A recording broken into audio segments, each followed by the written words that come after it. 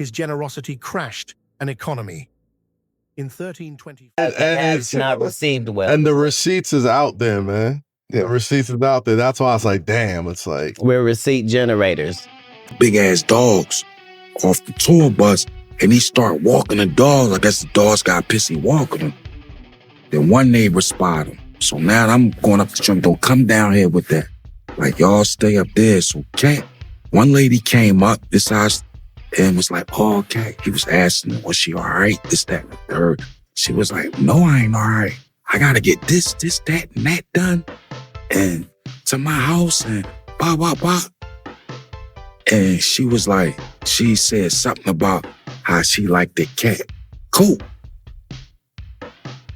He came right out the gym, full-length mink. Like him, and all the security had mink coats. He made them take off their coats. He took off his coat, gave it to her. Somebody else came up, and then he was like, oh.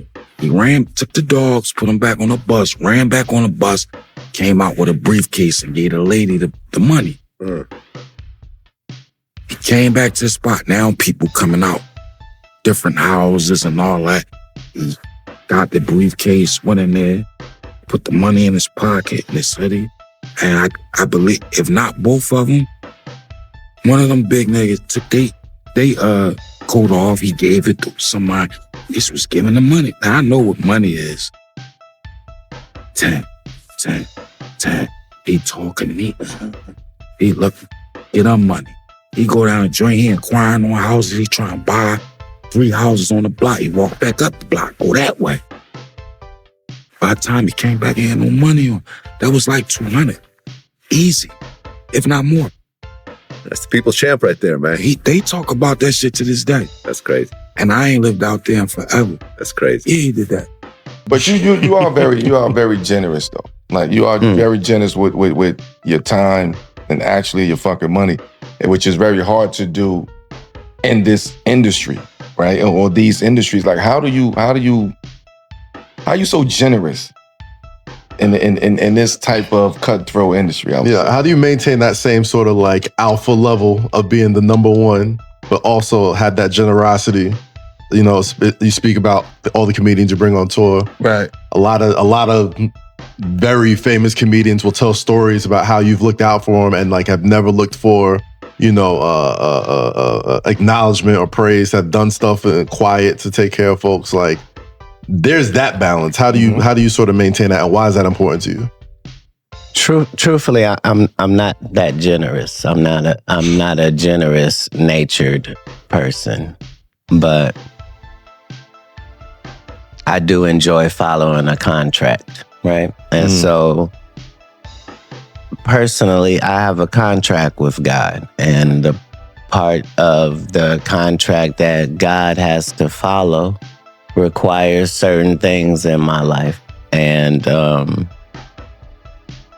the requirement for me is to make sure that it is worldwide and globally known that if you, as one of God's people, interacts with me, that God's blessings can flow from me to you. And so it's not philanthropy. It's a necessity. If you show me $100, I don't see 100. I only see 90. 10 of that gotta go. You see what I'm saying? To his people, however that can happen quickest and in real life. And all I wanted was the ability to determine whether somebody is God's people or not. My job is to be as positive in interaction with any of God's people that I may come in contact with in whatever situation I'm in. So understand that where I rank spiritually, right? There aren't any more levels for me to attain other than the supreme level of happiness and contentment that I'm at. The only way that I can show the enemy that money does not affect me in any way is this generosity that you're talking about. The money can't move me. right? I move the money. You see? I can put the money here, and because I'm never in a loan situation. There's nothing for me to be proud of. These are God's people. This God's money. He makes sure I got it. Part of the reason he makes sure I got so much of it is because of what I do with it.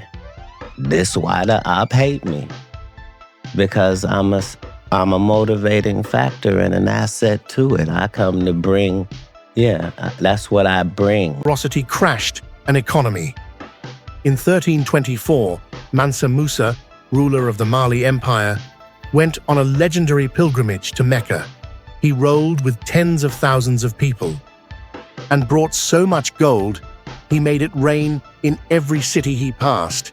In Cairo, he gave away so much that gold's value dropped for 12 years. Yes, he caused inflation across an entire region. He's still considered the richest person in history, richer than Bezos or Musk.